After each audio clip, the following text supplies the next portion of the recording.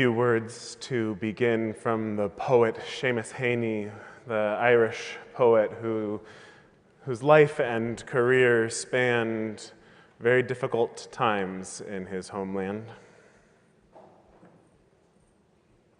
Human beings suffer. They torture one another. They get hurt and get hard. No poem or play or song can fully right a wrong inflicted and endured. History says, don't hope on this side of the grave.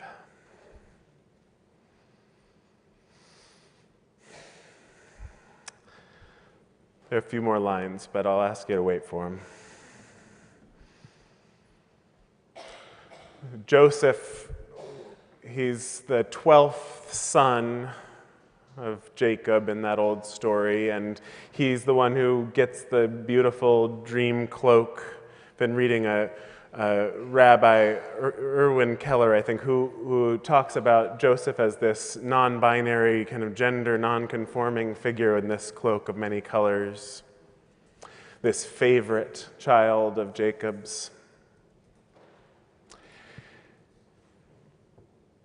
And yet he's despised by his siblings for it, right? He's not well loved, and they plot, of course, out of their jealousy to trap him, to kill him, and then eventually ended up instead selling him into slavery. So whatever your family drama is,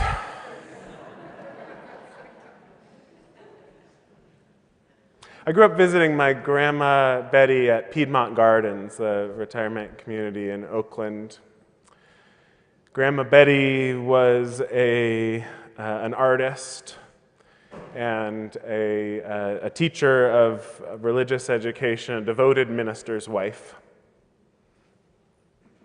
I ended up being invited to come and preach there at Piedmont Gardens a couple years ago to the small community that gathers there one evening a week. And I told a little of her story and of her husband, my grandfather Henry's. Because while I knew Betty, I never knew Henry. And while I knew Betty, I don't know that I ever really knew her all that well. She was holding through her life a dark and what for her was shameful family secret. She couldn't speak through her living days about the honest life of her husband, who was gay, or bisexual. He was closeted, as well as being a Presbyterian minister. I had heard stories of his life, though I never met him. He was a tremendous preacher, I understand. One of the people who came to that gathering in Piedmont Gardens said, oh, you've closed this story for me, because I knew your grandfather when he was here in San Anselmo. He was the minister of the church, the Presbyterian church there, while he taught at the seminary, at the San Francisco Theological Seminary, and he told me a story that I hadn't heard before, that there was one time when Henry was getting really worked up about something. He was one of those preachers who would really, go at it. And he was getting worked up, and he thumped his hand down on the pulpit, and right at that moment there was an earthquake. And the whole building shook. And I think he said, I'll never do that again. So I've heard stories of this man. I got to hear stories of him from my teacher in seminary, the president of the seminary at the time, Rebecca Parker, who was a student of his down at Claremont Seminary. She talked about him towering in the pulpit, this storyteller and charismatic figure. She tells also a story of her own life, coming to terms with the way in which she did not shape it in quite the way she had imagined. She's coming to a sense of self. She'd just been elected president of Star King School for the ministry. She says, "Captain of my ship and master of my soul, I had valiantly charted my course to first become a cellist, then a minister, and now an educator."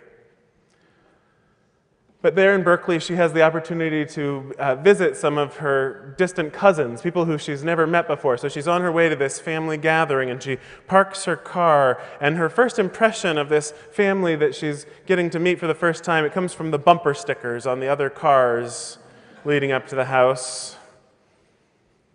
"If you want peace, work for justice," says one. Then another, "Teachers, do it with class." And another, "Live music is best." And then there was one that said, "If you love Jesus, tithe." When she met these cousins, she found one was a minister of religious education, another a French horn player and high school music teacher, another a seminary dean, another a parish minister. Every single one of these distant cousins was a musician, minister, or teacher. And several were all three. Not only that, all the ministers were liberal social activists with an intellectual bent, and the musicians were all classical. After the shock of discovering that she had maybe not made her own choices in quite the way she had imagined, she concluded like this: "I did not make myself. My life was given to me." And this is how it is. We receive who we are before we choose who we will become. We are born into relationships before we shape them with our conscious intention.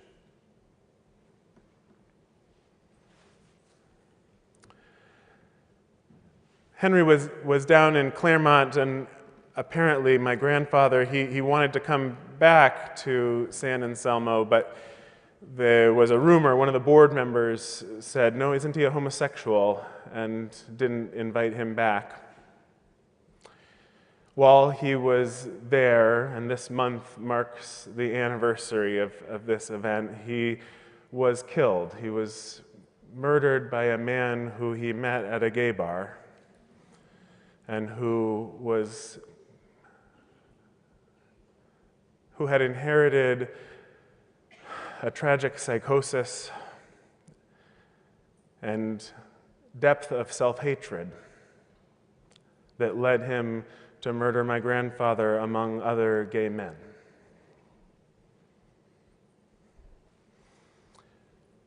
As you might imagine, the ripples of that moment are still cascading in my generation. The seeds that were planted then still bearing strange fruit.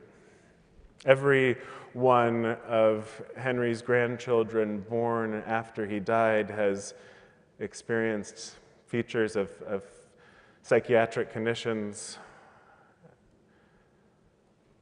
We are shaped by forces that happen long before we are born. We've talked in our society about this debate of nature versus nurture, about where we come from, and is it this organic, the DNA have more to do with it, or does the forces that raise us and shape us have more to do with it? And the framing of that debate itself reflected what is an inadequacy in our thinking. It's an inadequacy of thinking about cause and effect as if it were a linear progression. It's very tempting. Most of us do it all the time, right? It's so much easier to think of things in terms of cause and effect than in terms of a systemic way of relating, of pressures and forces that impact one another beyond A and B. We're beginning, I think, to think about these things systemically as a culture. We're developing a language of trauma. Have you noticed this, that trauma is a lot more common in our cultural vocabulary of late? And I worry sometimes that we're making small of it, or making too simple a language. But we are developing vocabularies for talking about different kinds of trauma: acute trauma or shock trauma, developmental trauma or cultural trauma, collective trauma, racialized trauma or gender trauma, sexual trauma and physical trauma and emotional trauma, intergenerational trauma. This thinking about how does trauma work in our own beings and between us, this is a way of thinking that requires us to imagine in terms of systems. And we're going to talk lots more about this next week. But we can understand in one way trauma as a seed that is planted, that matures, sometimes in unexpected ways. When Joseph makes it down to Egypt, he's sold into slavery right now, he's down in Egypt, and his family is gone, is no longer part of his day-to-day world. And outside of the emotional forces of his family life, Joseph goes on a big journey, and many of you probably know it, but the sum is he does pretty well by himself. Through becoming an interpreter of dreams, he becomes the vizier, achieving status and power that his family would never have imagined for him.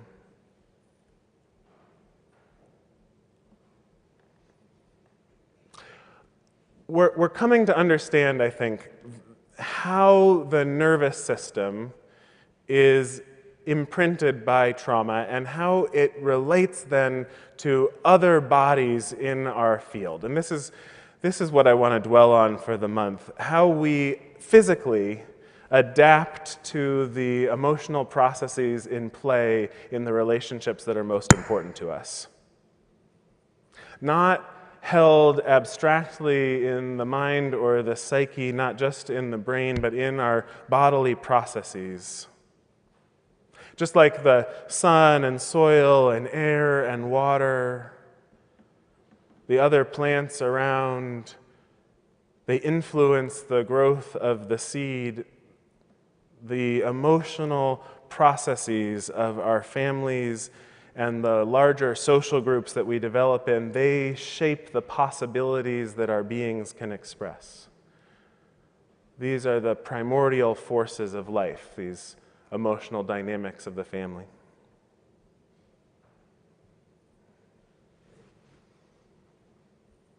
When my moms got legally married in 2008, I asked my mom, what would your dad have thought?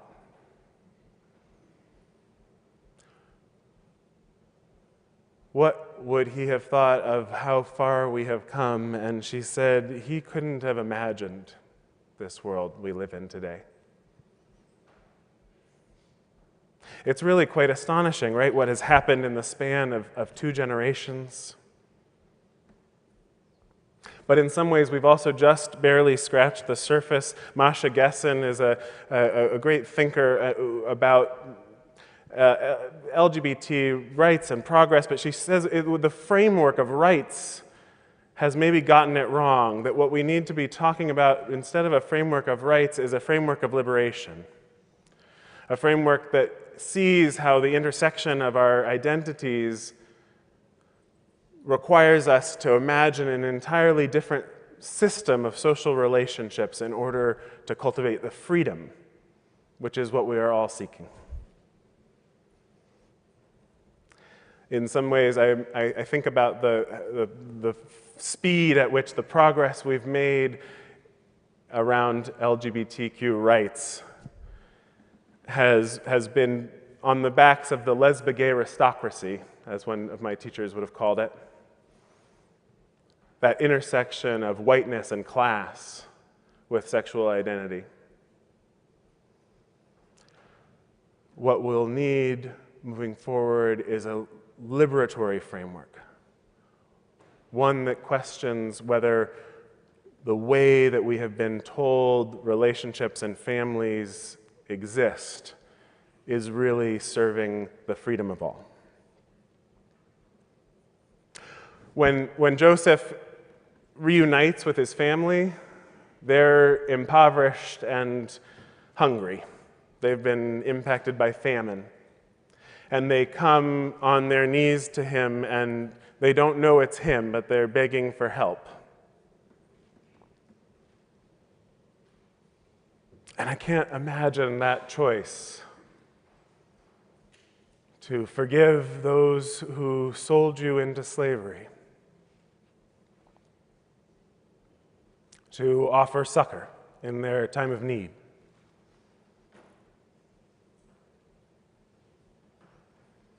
And what he asks eventually in return is, raise my bones up from this place.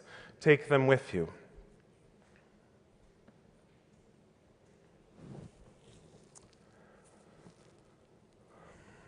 Both Muslim and Jewish holy texts refer back to this story of Joseph.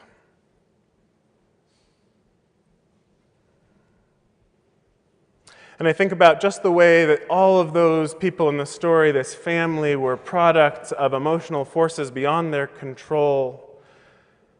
There is no one alive today who is responsible for initiating the conflict in Israel and Palestine. Danielle Serret, a philosopher of restorative justice, says no one enters the cycle of violence for the first time by committing it. No one. These are bones that have been inherited and passed down over thousands of years. And when we are caught up in the emotional anxiety of the processes at work, we're unable to do anything but play out the script, like becoming a minister. These systems, they have a tendency to maintain themselves, to maintain a homeostasis in an emotional system. One of my coaches says, when anxiety is high, disagreement can feel like betrayal. And I think we've seen that in so much of the public conversation these past few weeks. So these systems, they keep us moving in patterns, moving in ways that seem almost impossible to break free of. But then somehow things do change. My grandfather could not have dreamed of me helping start a gay-straight alliance at my middle school. My mom's getting legally married, my child being encouraged to consider what pronouns they would like to choose in kindergarten. They did it, the story goes. They brought Joseph's bones back to Israel. Even as they didn't have time to let bread rise, Moses remembered the promise, and they brought Joseph's bones back with them. They raised him up. Again and again, peacemakers working at opening doorways to a new possibility in Israel and Palestine have brought about moments where peace seemed possible. Seeds of peace that seems impossible today have been planted and harvested and planted again, generation by generation. So, whose bones do you carry? What inheritance has been passed down and come to fruition in your life? What family dream is it time for you to interpret, to enact, to harvest? My grandfather could not have dreamed of the world we live in. What world might my own grandchildren inhabit? How might the seeds we plant from our harvest today grow into a world we cannot even dream of?